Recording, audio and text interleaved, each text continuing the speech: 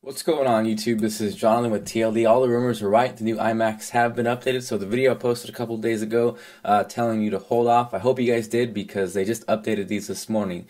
So we finally got rid of the Core 2 Duos. Those were way outdated. They needed to get rid of those. We got the Core i3s in the base model and also the base model 27-inch. Now we also have the same Core i5s, the quad cores, and the i7s as we did in the past.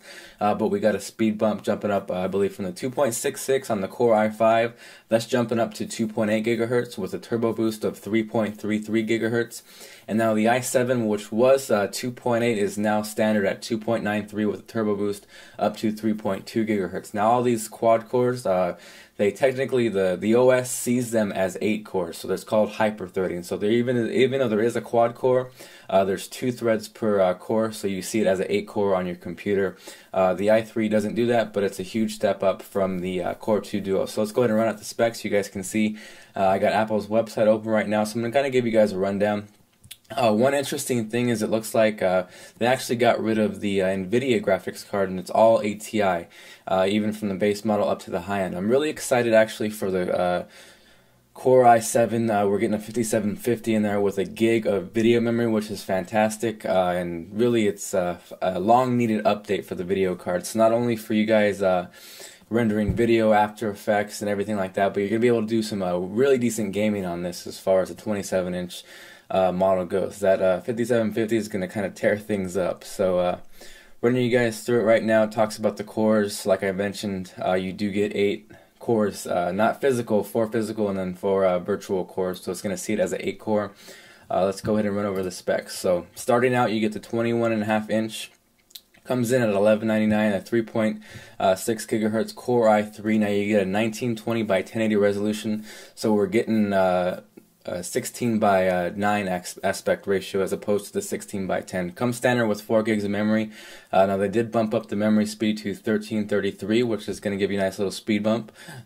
That comes with stock with a 4670 ATI Radeon card, so it's not the best in the world, but on that 21-inch monitor, it's going to do the job fantastic. So bumping up to the next level, we get a 3.2 gigahertz i3. Looks like we get a bump in the 5670 graphics card, so even though the speed bump isn't that great right there, I'd say that's definitely worth it as far as the graphics card if you're looking to do any gaming. As we go up the ladder, we get the same configuration, but that jumps up to a 27-inch model. Same 5670, let me see if you can bump that up to a 5750. And yeah, it looks like you can. So for the 27-inch model, I definitely say upgrading that to the 5750, especially with such a big screen and a resolution, that would be worth it, especially for games, for movies, for rendering. And we get to the Mac Daddy of them all, the 27-inch, we get the quad-core models. So that starts at 2.8 gigahertz with the Core i5, has a resolution of 2560 by 1440, so that thing is a monster of a resolution. We get a terabyte hard drive as a stock configuration. Now what I really like about these is you can completely customize it, and you got some really cool options on the high-end quad-core iMac. So like I said, i5 base model at $19.99. For $200 more, you get the i7. And honestly, talking about the i5 and the i7, the i5 kind of seems like a little bit better bang for the buck. You get a lower initial clock speed, but the turbo boost is a little bit higher. And I don't know how much that 0.13 gigahertz is going to matter in terms of real-world difference, but it'll be interesting to compare the two and get some benchmarks, and we'll have to see how that pans out. So you get stock 4 gigs of RAM. You can configure it up to 16. That's going to cost $1,000. I would wait and see on that before ordering it straight from Apple. Usually OWC has it for cheaper, and it's really simple to install these on yourself, doing it third party.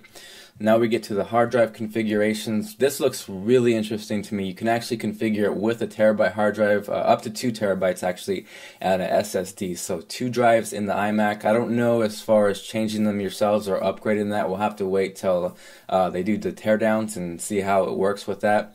But for you guys interested in picking up a real high-end iMac, a 256 gigabyte SSD as your boot drive with your terabyte hard drive as a scratch disk is going to be kind of an insane setup. So looks like 8 gigs i7 and a 256 gigabyte SSD with a terabyte will kind of be the all-in-one setup with the iMac. So I'm pretty interested. I actually ordered an i5 for me and my buddy. We have a music channel, so we do all of our music editing.